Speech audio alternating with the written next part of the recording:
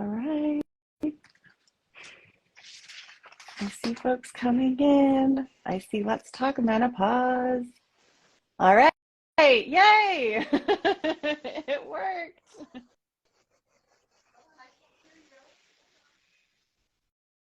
Can you hear me, Donna?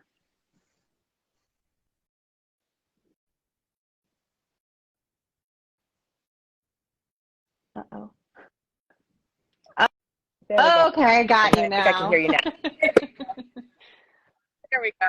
All We're on right. Bluetooth, Yes. right? I'm so glad that this worked. Okay. Well, hello, everyone.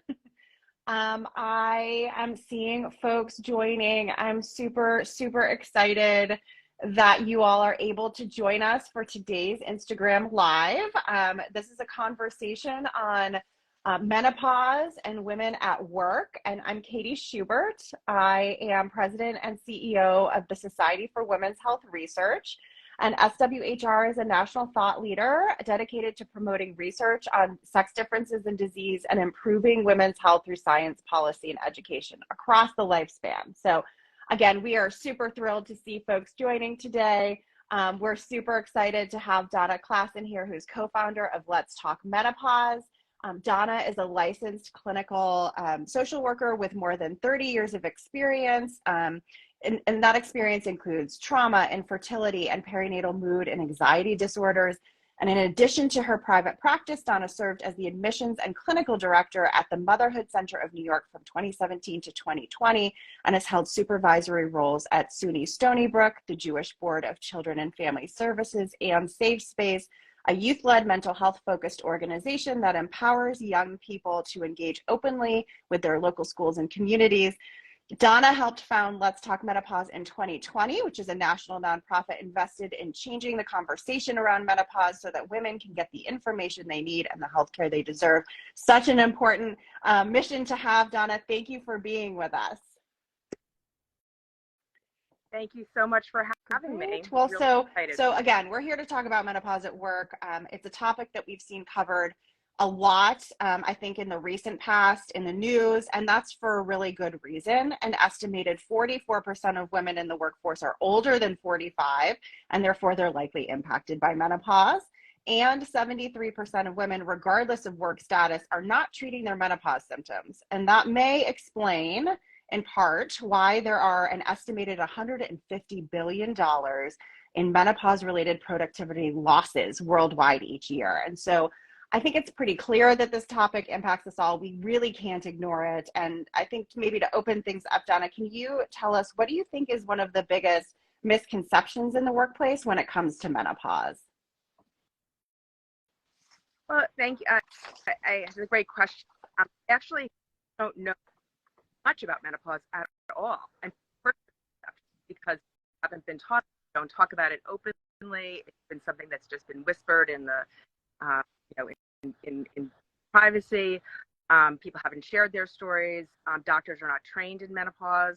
So of course there's a lot of misconceptions. And I think one of them is that it's just one symptom, that it's hot flashes, and that they are, temporary and go away, when really menopause is a phase of life, and it's a process, and it often, symptoms can start 4 to 10 years prior to your last period. And, it's not one size fits all. So people have different experiences. And so I think that can also be challenging, because some people might have a hard time and some people might have an easier time of it. But people also don't know that there are some long-term health risks if you don't have those symptoms, especially some of the vaginal, sexual, urinary symptoms of menopause. So, people don't know that urinary tract infections are caused by low estrogen. Estrogen affects all the body. And so there's a host of symptoms. The other thing I want to say is that, people look at menopause as this sort of negative thing around aging. And with treatment and with support, women can come out of this living their best lives and feeling really good. So I think Absolutely. I was just having a conversation last night with some friends about this idea that, these symptoms can start, as you said, much earlier than what you initially think of. And that, they were surprised to hear this. And I think that it's something that we're just not talking about. So I'm really glad that you're bringing all of this up, because it's so critical to destigmatize, but also just educate and make others aware of kind of what are we looking at and what does this mean, particularly when we're in the prime of our lives and there's a lot of life left to live, post menopause. So I think that's so true. I think the other sort of big question for us, particularly as we think about this topic of women in the workplace, is what can we all be doing to make the workplace more menopause friendly? And then what are you at Let's Talk Menopause doing around this conversation? So I think that, with menopause in the workplace, I think it's really being able to talk about it openly. We know that when we, for instance, say we're having a hot flash, which is what was happening to me at work, right? If you're able to say, I'm having a hot flash, people are much less likely to make assumptions about what's going on.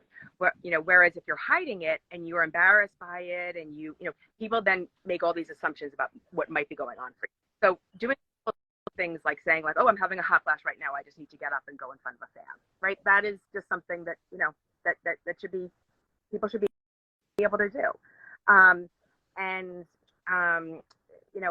Let's Talk Menopause. I think that comes with education, right? And the workplace is a great place to disseminate that information to women and to managers and to people.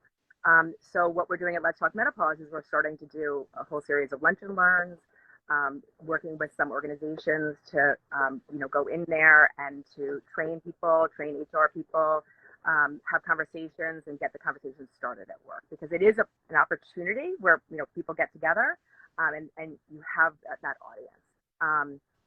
And the more you know, the more informed you are, the better this process is going to be for you. That's really, the bottom line is the more you know, like with anything, right? The more you know about it, the easier time, feel less alone. I think that's really important. People feel at this time often like they're going crazy, like something is wrong with me. I'm just not myself. I can't tell you how many times I hear that. I just don't feel like myself. People fear that they're always going to feel this way, and that's not. But if you don't know what to do and you feel lost and alone, then of course you're going to feel like, okay, I'm done. I can't work anymore. And that is really not the case, right? You can get treatment.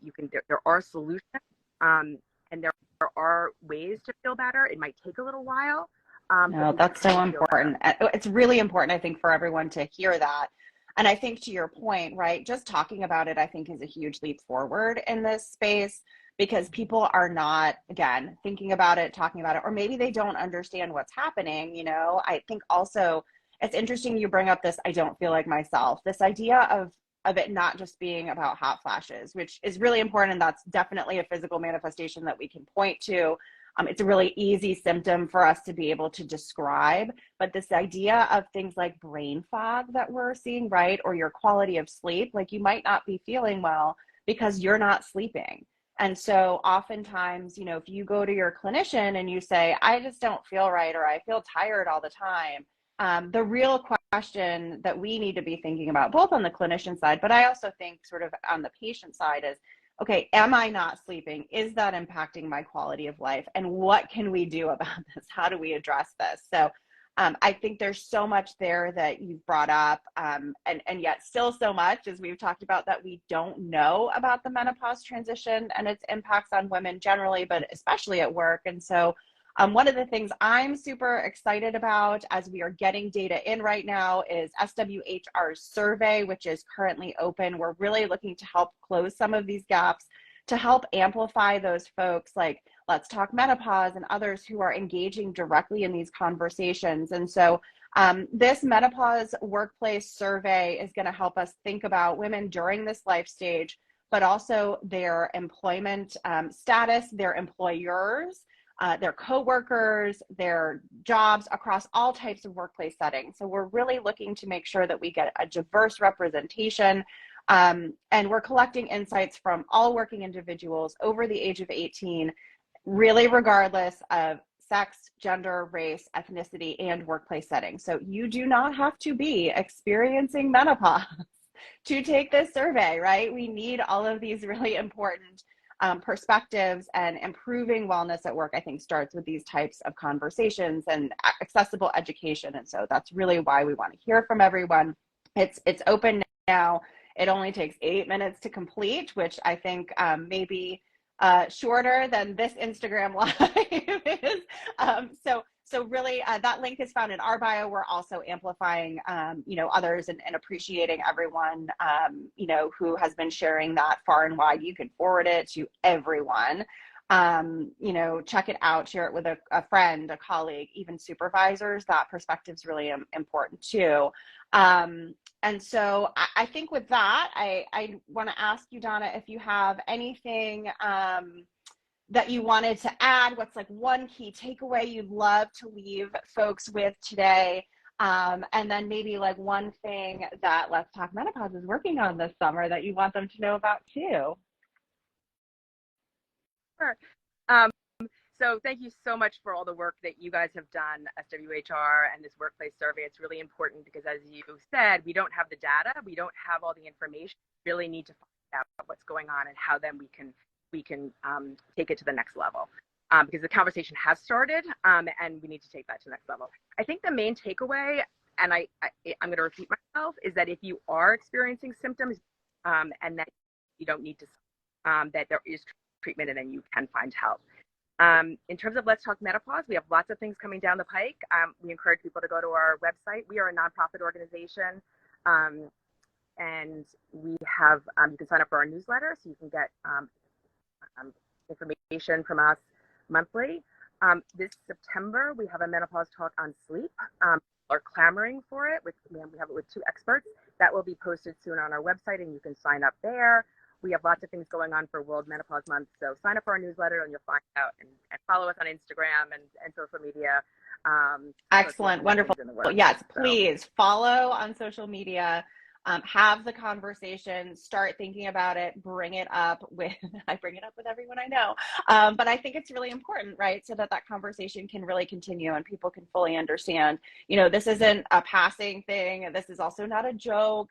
It's a very real thing that we are all either going to or have been or currently going through. And so making sure that those conversations are really open, I think will be really important. So, and I can see folks, thank you folks in the, who are commenting that they will share the survey, and thank you for your kind words on sort of us all engaging in this conversation. I think it's really, really important, as I said. So thank you, Donna, for joining us. And I'll let you get back to your lovely setting over there. But we really appreciate it. And we're really looking forward to sharing the results of the survey, but also some potential products. And then again, amplifying the voices of those who are really focused on this space as we continue to move the needle forward and have this conversation. So I hope everyone has a great day. Thanks. All right. Bye. Thank you.